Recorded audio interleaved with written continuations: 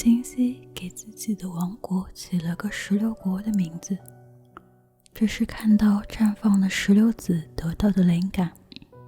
他说，无论在梦里还是现实中，他都与石榴国常来常往，因此大家都向他打听石榴国的消息。最近石榴国发生什么事没有？人口控制得很好呀。由于近亲通奸很多，所以每一个人既是伯母，又是母亲，又是妹妹，又是堂妹，这样的乱伦例子多得数不清。也许是这个缘故吧，漂亮的出奇的儿童和丑陋的残疾儿童各占一半。漂亮儿童不分男女，从小就被隔离开了。他们住在被爱者乐园里，那里的设备之高级，简直就是人间天堂。人造太阳24小时放射温度适宜的紫外线，人们都赤裸着身体，他们参加游泳等体育比赛，到处鲜花盛开，放养着各种小动物和鸟类。生活在这样优美的地方，摄取营养丰富的食物，每周做一次身体检查，控制肥胖，怎么可能不越来越美呢？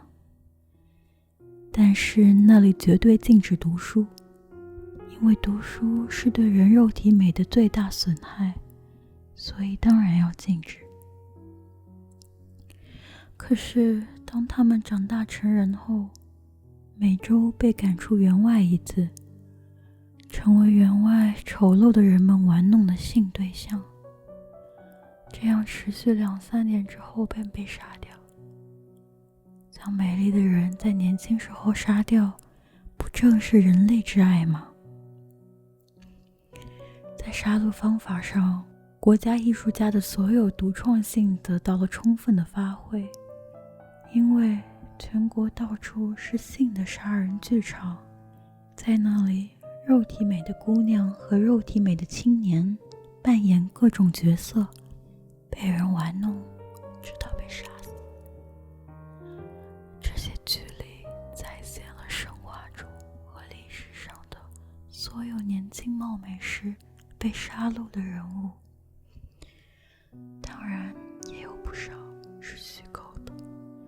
他们都穿着非常漂亮而性感的衣服，在五彩缤纷的照明、奢华艳丽的布景、悠扬悦耳的乐曲声中壮丽地被杀死。一般在未咽气之前，会受到观众的百般戏弄，之后身体会被观众吃掉。坟墓，墓地紧挨着被爱者乐园，这里同样是一个美丽的所在。那些丑陋的残疾人月夜来这个墓地散步，沉浸在浪漫的情调之中。这是因为每个死者生前的塑像代替了墓碑，所以没有比这块墓更加充斥着美丽肉体的地方了。为什么一定要杀死他们呢？因为对活人是很容易厌倦的，因为石榴国的人们非常聪明，他们深知这个世界上只有被记者和记者2类角色。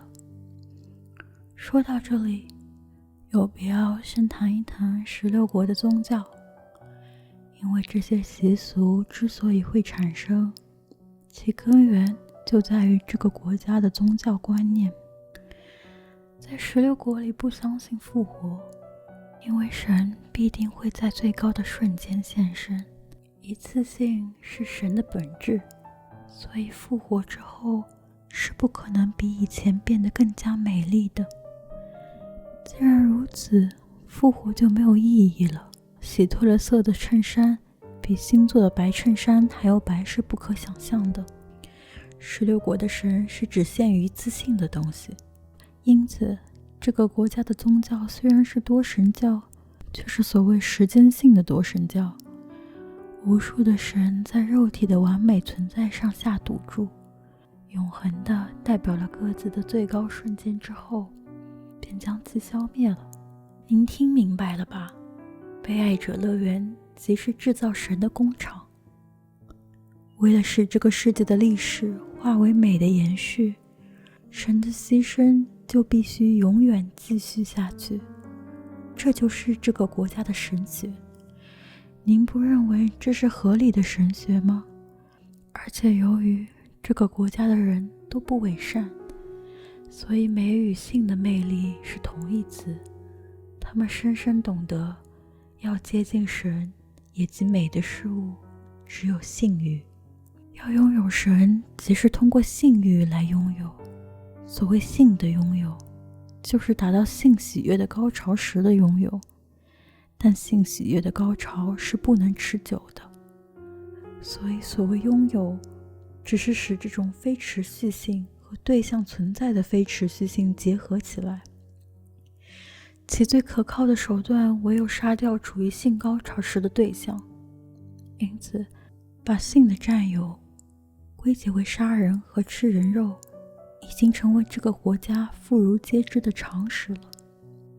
更奇妙的是，这种性拥有的歪理邪说甚至支配着该国的经济结构，因为杀死所爱者即是拥有的原则，所以在完成拥有的同时，就意味着失去拥有。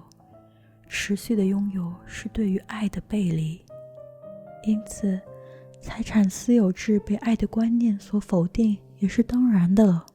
体力劳动只允许被用于制造美丽的肉体，因此丑陋的爱者的一方被免除劳动。之所以会如此，是由于该国的生产完全自动化、机械化了，已经不需要人力了。您问艺术吗？艺术仅仅是杀人剧场里的千变万化的戏剧和美丽死者的塑像。从宗教的角度来看，官能的现实主义是其基调，抽象主义则受到断然排斥，而且严厉禁止将生活表现为艺术。接近美要依靠性欲，能永远传递这一瞬间的大概是记忆。现在各位对16国的基本构造有个大致了解了吧？由于16国的基本理念是记忆，因此所谓记忆便是这个国家的国策。性喜悦的高潮犹如肉体的水晶，在记忆中不断的结晶。在美神死后，最高的性欲被唤醒了。16国的人们就是为了达到这样的境界而生存的。与这种天堂般的宝石相比，人类的肉体的存在，无论爱者与被爱者，杀人者与被杀者，可以说都是达到这种境界的媒介。这就是这个国家的观念。所谓记忆是我们精神的唯一素材，即使拥有性的高潮时神现身了，但在那之后，神成为被记忆者，爱者成为记忆者。经过这样花费时间的手续，神才真正得到了证实，美才能达到，性欲才能被净化成脱离了拥有的爱。由于这一缘故，神与人的存在在空间上并未隔绝，是在时间上错开的。时间上的多神教本质就在这里，你们明白吗？说到杀人会使人毛骨悚然，但杀人完全是为了这种记忆的纯粹化，是为了把记忆蒸馏成最浓密的要素所必须的手续。那些丑陋的残疾居民很了不起，实在是了不起。这些人都是放弃自我的达观之人，是自己虚无的度日。这些人即爱人者、杀人者、记忆者们，充实地充当着自己的角色。关于他们自己，什么也不用去记忆，他们只是为了崇拜被爱者的美丽的死的记忆而活下去的。光是这种记忆作业，就成了这些人一生的工作。所以16国又是侧柏国、美丽的遗物国、黑沙国、世界最和平宁静之国、回忆之国。